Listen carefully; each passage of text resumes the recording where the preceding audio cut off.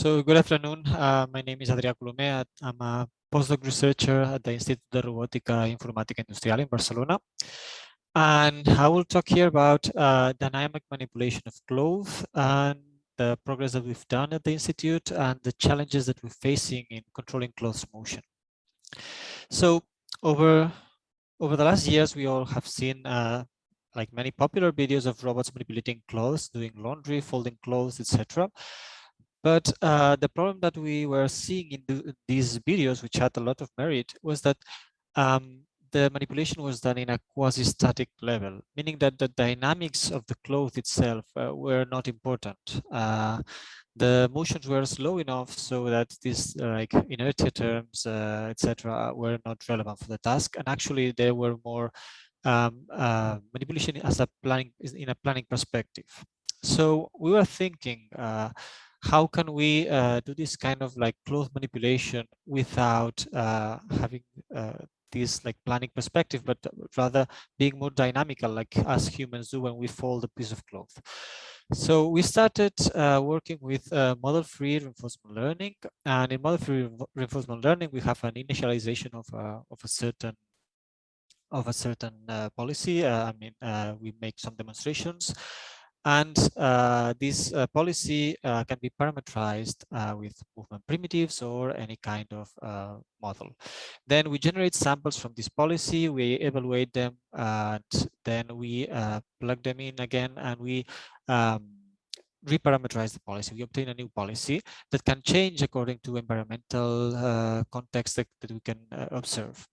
So we used this approach in a few years ago, and we applied it to bimanual manipulation of clothes, and we actually got good results, meaning that we could learn how to fold a piece of cloth. However, there was a problem with this manipulation, and that was that the cloth dynamics and the cloth behavior was so uncertain. There was so much uncertainty that we couldn't learn more than a certain point. At a certain point, we couldn't learn more. So what we did was we did the same experiment, the same motion with the same grasping points in the same initial condition several times, and observed that the variability of the outcome of that was larger than we expected. And that was putting a limit on how good we could learn in these model-free approaches on cloth manipulation. So the next step was to say, okay, we can do model-based approaches. And in model-based approaches, we did to tackle the problem with two different ways. So one of them was to learn policies in simulation and then transfer them to a real scenario. And the other one that we're doing is to learn real-based cloth models and use them on a model-based controller. So in general, what we used as a benchmark was that we have a piece of cloth, and this piece of cloth, so we want to control the trajectory of the lower corners of the cloth by acting on the upper corners of the cloth. So that was kind of a benchmark for our cloth manipulation. And in fact, in simulation, we implemented in the SOFA simulator deep deterministic policy gradients and hindsight experience replay, and also provided some manually done demonstrations and tried to learn this kind of manipulations, controlling the lower corners of a cloth by acting on the upper corners. We actually got good results in simulation. But one of the problems that we saw was that we required thousands of samples, which is something we wouldn't have in reality. And so despite we got good results, the transfer to real scenarios was quite difficult because we cannot fit this cloth model easily with what we observe from reality. There is so closing the loop is not actually easy.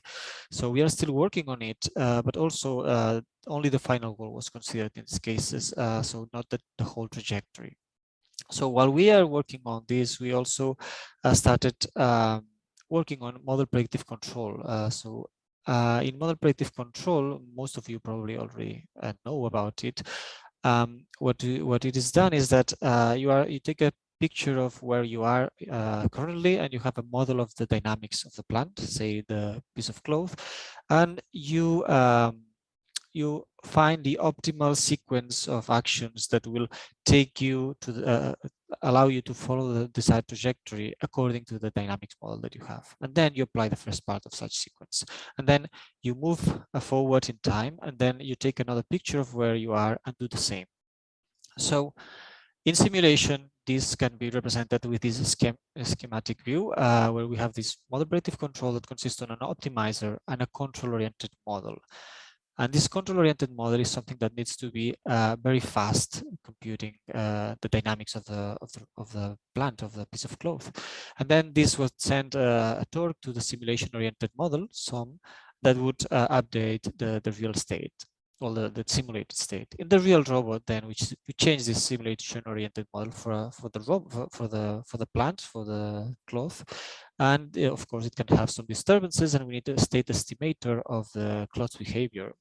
In this case, it would be the processing of the image of a camera, of course, also with some associated noise. But what model do we use in this model predictive control? So first, we tried using a physics-based model that was done in our institute, that under the inextensibility assumption can derive the analytical representation of the differential equations of a mesh of cloth, of a mesh representing cloth. Then under some more assumptions that are not very restrictive, the dynamics can be solved as a quadratic problem, and this can be done in real time. However, what happened then was that in model predictive control, we need to compute several simulations every time step. So the computational requirements were too much to use this model. So we actually used a spring damper model, which that was fitted with real data, and where we could use, for example, the L1 norm for the distances instead of the L2, and that allowed us to convert the dynamics into a linear problem. So this was most suitable as a control-oriented model, and we used it for what we'll see later. However, we also tried other dynamical models. In particular, we used statistical inference methods such as Gaussian process dynamical models that are an extension of Gaussian process latent variable models. In short, Gaussian process latent variable models are a dimensionality reduction method that, instead of optimizing to find the best latent space projection, it directly optimizes the latent space variables. So with using this extension of GPLVM and developing more on it, we could represent the dynamics of the cloth with these two equations. One of them is the latent space projection, that is a GPLVM, and the other one is a Gaussian process that represents the dynamics on the latent space. With that, we could map a whole mesh representing the cloth in dimensions of hundreds into dimension 3. And we could, feeding it with data, we could actually get very good results. However, we are still working on this to make it run as fast as required for a model predictive controller.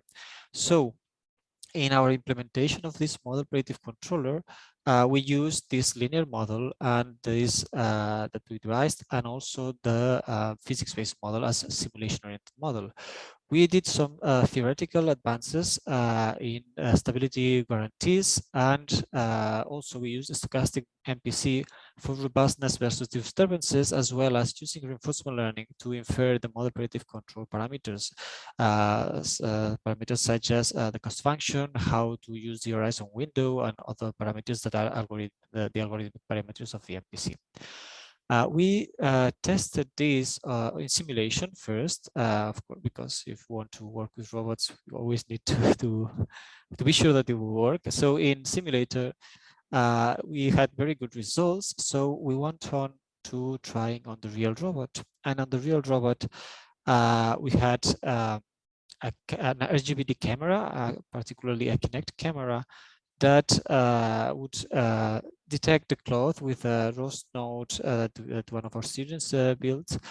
And with that, we could provide the model predictive control with feedback on its belief on the cloud state. So basically, we needed to update the control-oriented model with data from the reality in order for the MPC not to drift away from reality. And we implemented all this in a ROS structure, and we could actually, given a desired trajectory of the lower corners of a piece of cloth, track it with, well, in real time with this MPC, as you can see in this video. So far, the motion is not very fast, but of course, we are planning on working more on it, and actually, we will hopefully have a paper on it soon. But what we have seen over this time working on this cloth manipulation is that vision feedback is crucial.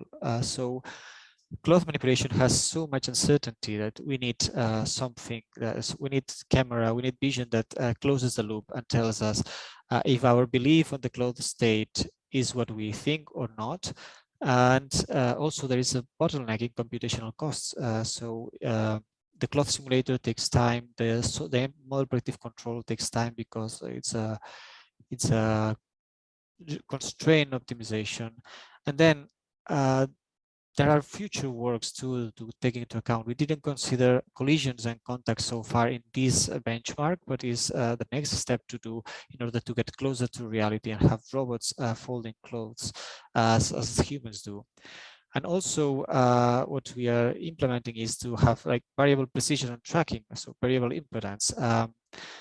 So this can be done in several ways. We can have several demonstrations that and see where the person that is demonstrating to the robot is more stiff or less, and then send that to the cost function, cost matrices on the MPC, or also use, as in here, see EMG signal to see how rigid the behavior of a human is when demonstrating a task. So imagine a person with this bracelet doing a folding cloth. So maybe you can extract information from there to help the robot in learning good policies.